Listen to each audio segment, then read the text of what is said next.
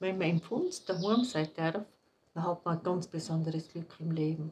Es ist nicht allein unser schönes Dorf, die nette Leute, sondern ganz besonders unsere noch teils unberührte Natur, in der wir uns alle ganz, ganz gerne bewegen.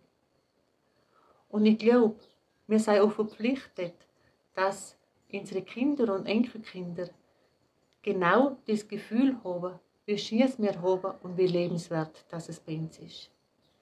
Wir müssen die Chance nutzen, am 15. Juni zu der Volksbefragung gehen und sagen, wir möchten, dass es bleibt, wie es ist. Wir sind gegen die Zerstörung des Platzertales.